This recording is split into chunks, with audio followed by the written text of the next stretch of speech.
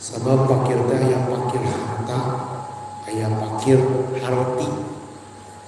Jadi aya fakir ku banda, aya fakir ku amal. Urang mah duka mana? Kalau betna duka fakir harta, duka fakir amal. Kira-kira dua-duana gitu ya. Nya harta tengga, nya amal disaeudi. Gitu ya. Carioskeun di dieu bab fadailul fuqara'i. Ieu bab bade nyarioskeun tentang kautamian jalmi fakir. Tinangtos ari fakir ku amal mah teu aya utamana. Beda jeung fakir ku harta. Ieu mah aya kautamaanna. Berarti ieu bab teh khusus